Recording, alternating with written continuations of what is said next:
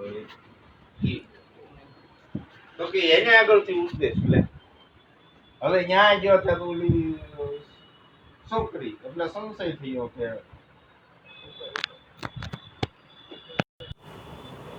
સંશય થયો એટલે એને ના પાડી કે ભાઈ અત્યારે હમણાં નહીં, તમે પછી આવજો. તો એ પગ પસાડીને પાછો ગયો. પાછો 12 વર્ષનો જોગ કરીને કાંઈક એવું તત્વ સાધ્યું, પણ તોય કોઈ મેણું માર્યું. ગુરુ કર્યા વગરનો તું નુગરો કહેવા. તો કેટલી વસ્તુ મહાન છે.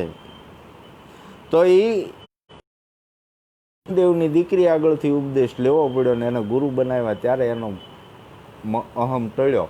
તો હું એ અનુભવ વગરનો પુરુષ છે. અનુભવ થઈ ગયા કાંઈ શિંગડા પૂસડા ઉગી જતા નથી, અનુભવ થઈ ગયા કાંઈ ખાટી જતા નથી. ગમે એટલા ધમપસાડા કરો, જ્યાં લગણ પરમ તત્વ વસ્તુ જે પરમ સત્ય છે એ વસ્તુ સદગુરુના શ્રીમુખેથી ન આપણામાં રેડાય, ત્યાં લગણ ગહન ગતિ થાય એવી નથી. એટલે લોયણ લાખાને કહે છે કે મૂળ રે વચનનો મહિમા છે બહુ મોટો. લાખા અને વેદને વાણી બધા એને જ વખાણે છે. અને બધા સંતો મહાપુરુષના મુખેથી સાંભળો તો વચનનો જ મહિમા ગવાણો છે. નામ સમોવડ જગમાં કોઈ નહીં, જપ તપ તીરથ જોગ. નામે પાંચે પાતક છૂટશે, નામે નાશે રોગ. નામ જાણ્યું એણે સર્વ જાણ્યું. જય ગુરુદેવ. આવો આવો. જય ગુરુદેવ. પણ હવે લોકડાઉન અડી ગયું કે તબિયત બનાવી? હા, ઉપાધિ શું હોય? આપણે નામવાળાનું ઉપાધિ થોડી હોય. હા,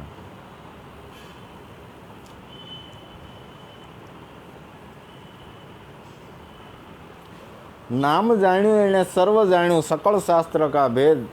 બિના નામે નરકે ગયો આ પટપટ સારે વેદ. વિચાર કરી લો કે નામનો મહિમા કેવડો મેકી લીધો, કે નામ જેણે જાણી લીધું એને બધું જાણી લીધું. સકળ શાસ્ત્ર કા ભેદ, બધા શાસ્ત્રોનો ભેદનો ઉકેલ આવી ગયો. નામ જાણી લીધું એને. આપણે દાદાનું ઓલું દેવી છે, દાદા ગ્રેજ્યુએટ છે અને સોંપડા વાંચી વાંચી થર્ડ નાખી દીધી. બધા પુસ્તકો એણે વાંચેલા. કયો પુસ્તક નહીં વાંચેલું એવું નહીં બનેલું. પૂરું વચન એણે લીધું ત્યારે એણે પુસ્તકના થોતા હાંકેલા કે હવે મને આ પુસ્તક વાંચ્યો ને એનો અર્થ હવે સરે છે. નામનો મહિમા જડ્યો ત્યારે એને ગતિ થઈ કે જેટલા પુસ્તકો વાંચ્યા ને એ બધા મેં ખાલી વાંચ્યા, પણ નામ જડી ગયું તો બધો એનો સાર મને હવે ઉતરી ગયો. અને હરખ થાય છે કહેતા કે ખાટલા વેશ થઈ ગયા છતાં દાઢિયા નાખીને કે અત્યારે જો આવી જાય ને તો અત્યારે જ આપણે આવકાર જ છે, બોલાવી જ લીધું છે, આપણે આવું મૂંઝારો છે જ નહીં. તો આપણને હરખ થાય કે આપણી માથે ગુરુ દયા અને ગુરુ શબ્દ એને ઉગ્યો કહેવાય. બાપા બીજી વાર નહીં કે અત્યારે આવી જાય તો આપણને વાંધો જ નથી, બીક જ નથી, બીક જ નથી. તો એમ થાય કે નામનો મહિમા ત્યાં ઉગ્યો છે.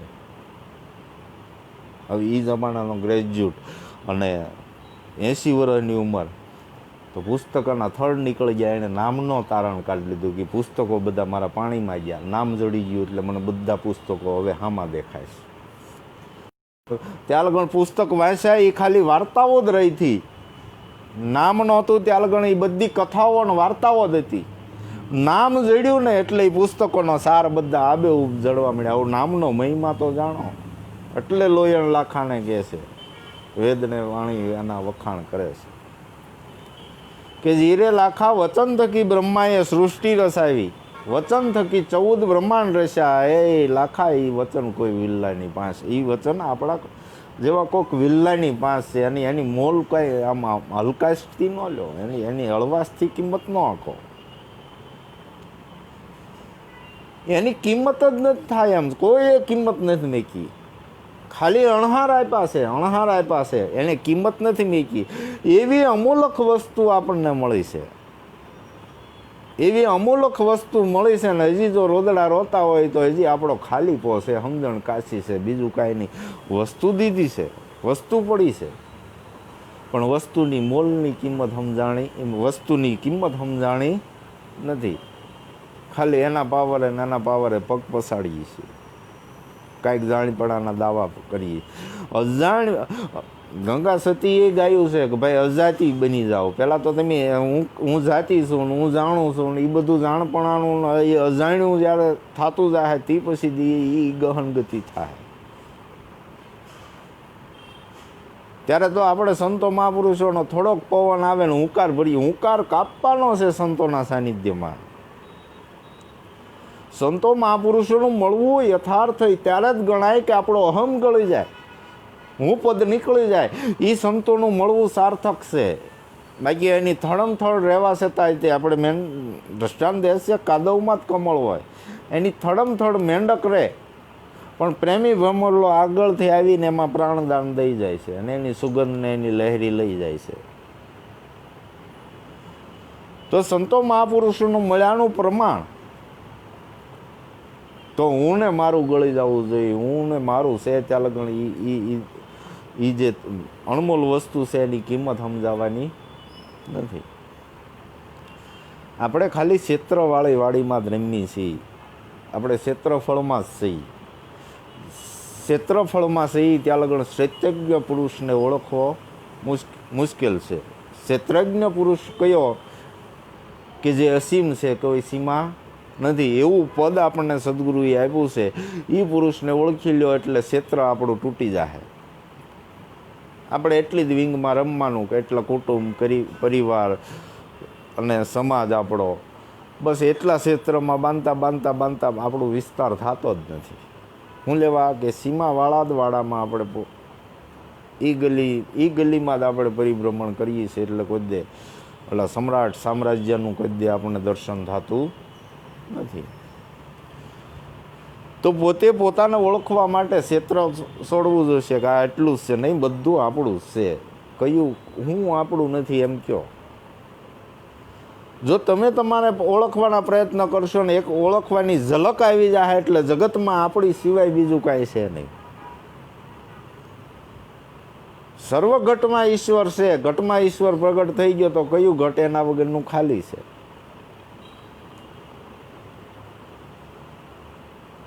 તો એવો બહોળો વિસ્તાર આપણને આપ્યો છે ને આપણે સીમા ક્યાં લાગેલું હતું?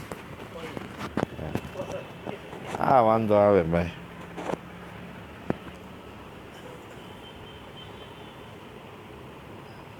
આપણે જે સીમામાં પરિભ્રમણ કરીએ છીએ ત્યાં લગણ એ સમ્રાટતા જડશે નહીં. સંતોના દ્રષ્ટાનો લઈને આપણે આ સીમાઓ તોડવાની છે.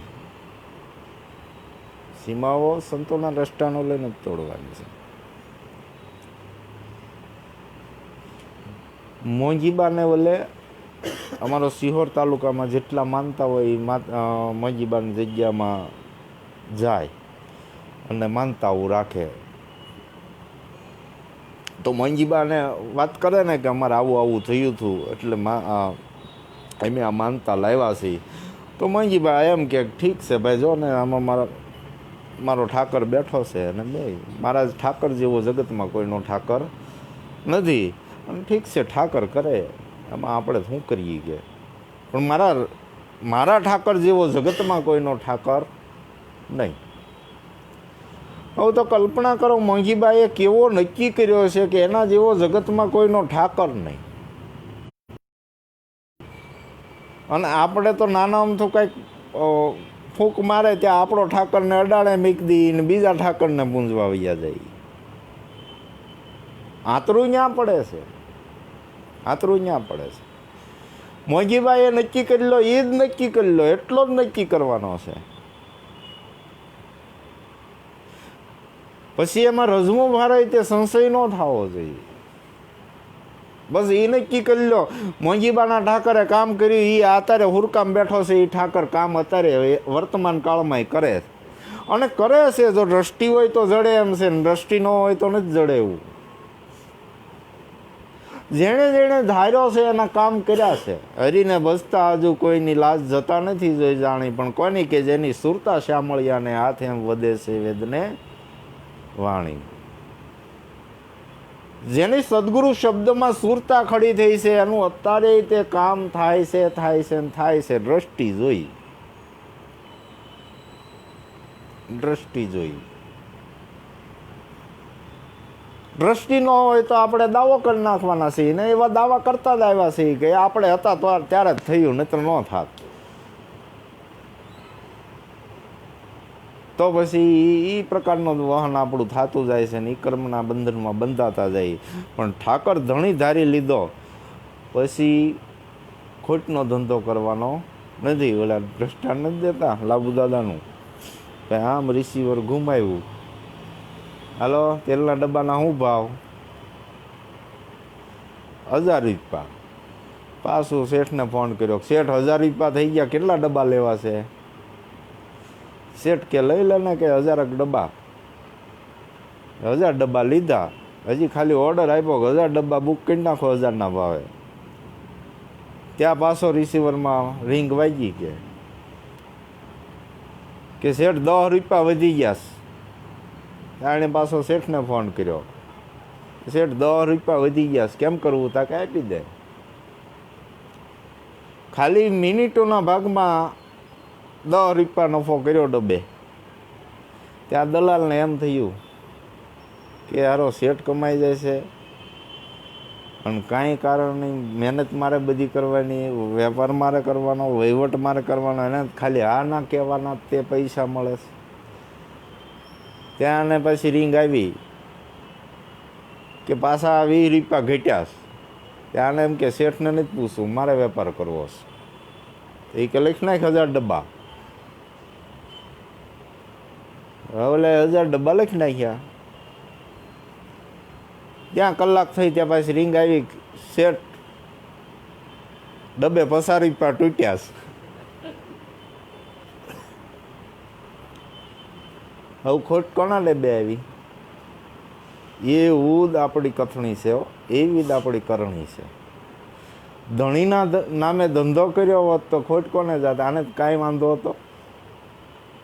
આને જે દલાલી મળવાની એમ આપણને મેકલ્યા છે ઈશ્વરે, તો ઈશ્વરના નામે ધંધો કરી નાખવાનો છે બાપુ.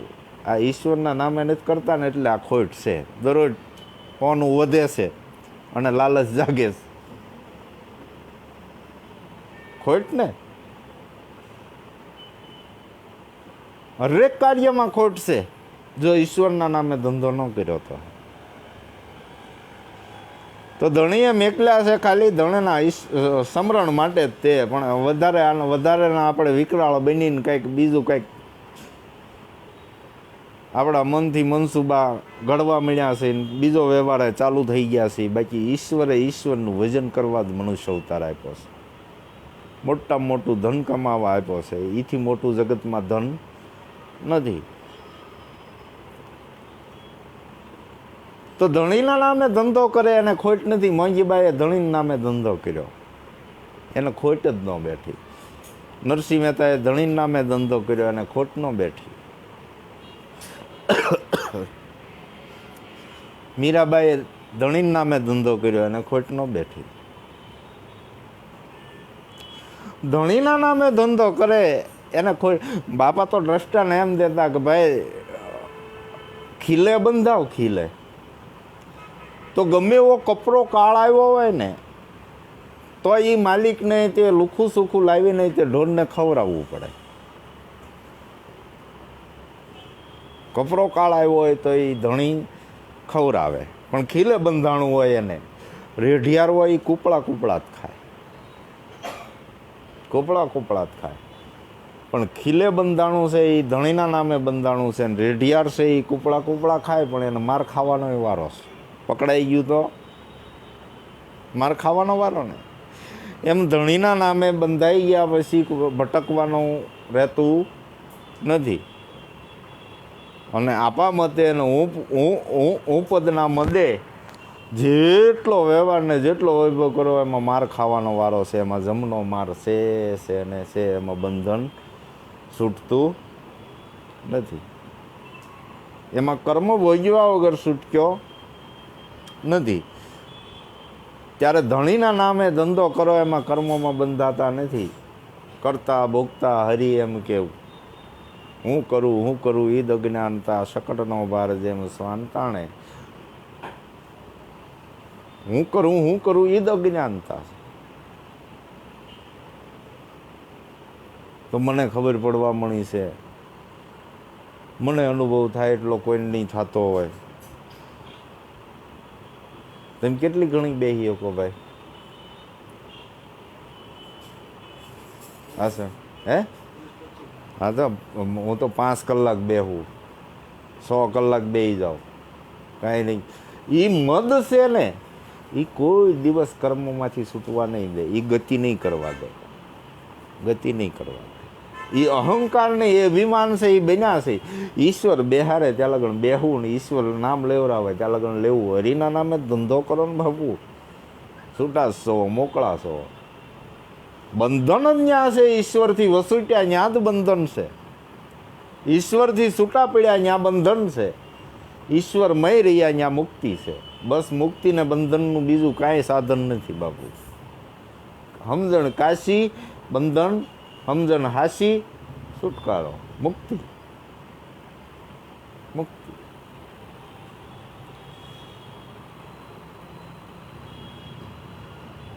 ભીતરથી મોકળું પડવાનું છે, કાંઈ દેખાદેખીથી મોકળું નથી પડવાનું. ભીતરથી મોકળું પડવાનું છે. ભીતરથી નાળિયેરમાં ટોપરું બની જાય એમ ટોપરું બની જવાનું છે.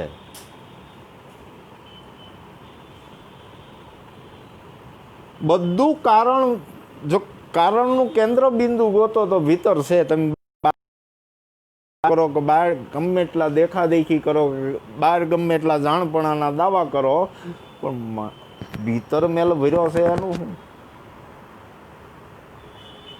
આખું સમાધાનનું કેન્દ્ર જ ભીતર. અને ભીતર હમાણા એ બોલ્યા જ નથી. ભીતર હમાણા એ કઈ એ અહંકારના ઘરમાં રહ્યા જ નથી. કયા સંત મહાપુરુષે કીધું કે મને એટલો આમ અનુભવ થઈ ગયો, હું એટલું જાણી ગયો, એવો કયો સંત મહાપુરુષ છે? એનો ઇતિહાસ બતાવો. એની આનંદની હેલુની લહેરું લખતા ગયા.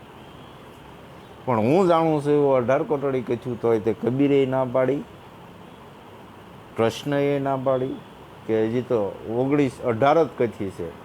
19, 20 ને 21 હજી તો 3 ઘર તો બાકી. ન્યા જાય પછી કાંઈ કહેવાપણું રહેતું નથી, બોલ્યાપણું રહેતું નથી.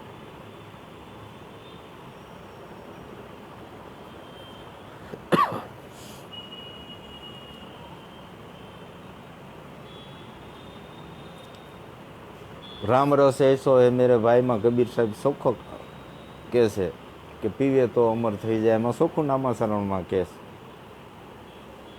કે નરસિંહે પીધા, પીપાએ પીધા, પીધો રોહિદાસ સમાર, દાસ કબીરે તો ભરભર પીધા, ઓર પીવોની કી આસ. રામ રસ ऐसो है मेरे ભાઈ, પીવે તો અમર હો જાય. એટલે અહીંયા એણે અધૂરાપણું જ મેં કહ્યું કે હજી હું કાંઈ જાણતો જ નથી, મારે હજી પીવું જ છે. પરમાત્માનો રસ મારે પીવો જ છે. તો એણે 18 કોટડી કચ્યું તોય તે એણે અહમ નથી કર્યો. નાના માણસના જવાબમાં એણે તરત કહી દીધું કે ભાઈ હું કાંઈ જાણતો નથી. હાથ જોડી દીધા છે કે ભાઈ એ તો કાંઈ છે નહીં. અને કીધું છે ને ભાઈ કે ભાઈ અમુક તમને તર્કવાદી એવા મળી જાય કે તમે કાંઈ ન કરો, અહીંયા હાથ જ જોડવા પડે, હાથ જોડવા પડે. કબીર સાહેબ લોટે જતા હતા તો એક ગોબો મળ્યો કે એલા તું 18 કરોડી કીધું એ તા કે ભાઈ જગત કે છે સાહેબ કે તા કે નહીં મારા પ્રશ્નનો જવાબ દેતો જા. તા કે ભાઈ પૂછ ને ભાઈ, આવડતો હશે દસ ને તો કાંઈ નહીં. કે ભાઈ આ મારા હાથમાં બળો છે એ ક્યાં વાગે? હું તો તારો દાસ છું, એનો જવાબ માર ન દેવાય. હું કહું વાહામાં તો તું ટાંગામાં નાખ, અને ટાંગામાં તો વાહામાં નાખ.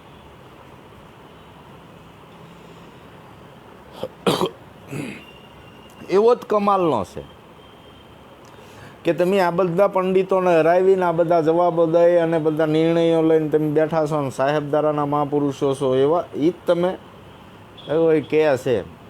તો પોપટનું બસતું એના હાથમાં હતું. બોલ આ જીવતું છે કે મરેલું? હવે એ તર્કવાદને કઈ રીતે જવાબ દેવો? 18 કોટડી જ્ઞાન કથ્યું નહીં, 19 કથ્યું હોય તો તે એમાં જવાબ થાય એનો? હે? ત્યાં તો હાથ જ જોડવા પડે કે ભાઈ ત્યાં તો તારા હાથમાં છે. જીવાડવું ને મારવું તારા હાથમાં છે. તો જો હું એમ કહું જીવ તું, તો તું હળુક દે ને દબી દે, તો મરેલું તોય હું ખોટો પડું. એ તો તારા હાથમાં છે. અમુક તર્કવાદના કોઈ જવાબો છે જ નહીં, છે જ નહીં. તો કહેવાનો તાત્પર્ય એમ છે કે એક સિદ્ધાંત બતાવી દીધો છે, એક રસ્તો બતાવી દીધો છે, તો એ રસ્તેથી પછી કોઈ દે ગોરખને આ ગોપીચંદ ને ભરતરી જેવા ને પછી પાછું વાળું જોયું જ નથી. એક રાહ જ બતાવી દીધો, એક શબ્દના કારણે જ તરી ગયા છે. તો આપણે તેવું સામ્રાજ્ય કાંઈ મેકી દીધું નથી. એવા બધા રજવાડા મેકીને એક શબ્દના કારણે એક રડતા જ રાખી દીધી કે નહીં, ગુરુએ શબ્દ દીધો હોય, અમૂલક વસ્તુ છે, એનાથી મોટી જગતમાં કાંઈ વસ્તુ નથી. એવી રડતા એ શેષ સુધી જીવન જીવતા ગયા. ત્યારે એ નાથ માયેલા નાથ.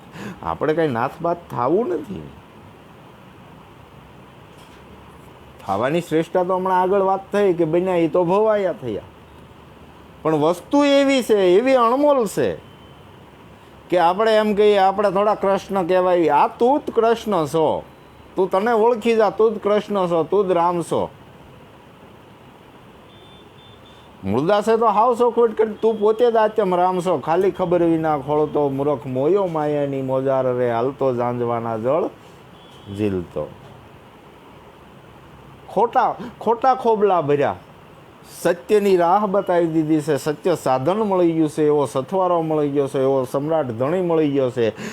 જે આપણો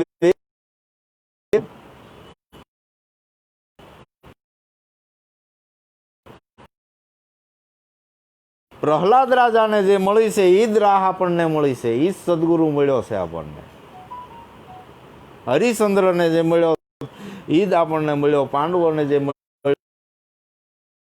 રોહિદાસ, પીપો ભગત, જે સંતોને ગુણાનો વાદો જે આ ધારાની વાતો કરે છે એ બધાને મળ્યો. એ જ ધણીની એ જ વસ્તુ મળી છે, એમાં કાંઈ સંશય કર્યા જેવો નથી. અરે કબીર મળ્યો, કબીરને મળ્યો તો એ જ આપણને મળ્યો છે.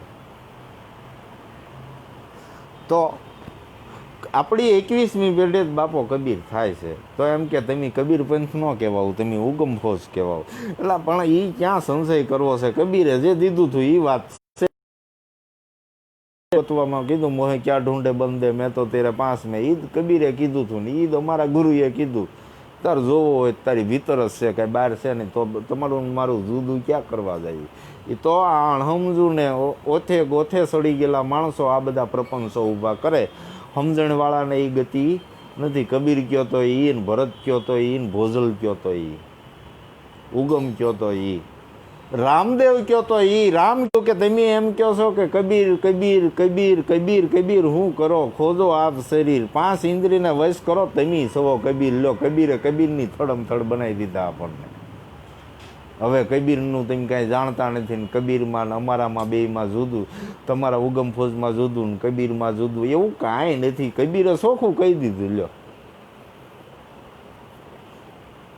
તો મારો કબીર ને તારો કબીર, આ મતાંતરમાં આપણે ભૂલા પડી ગયા. બધું અંશે એક જ છે. એ તર્કવાદને છોડી અને જે આપણને સત્ય સિદ્ધાંત બતાવ્યો છે, સત્ય વસ્તુ બતાવી છે, અને ઓળખવાની બદલે આપણે બીજાને દેહે કરીને જે નામ પદાર્થો ગણના મૂલક વસ્તુ એને આપણે થોડુંક ગેપમાં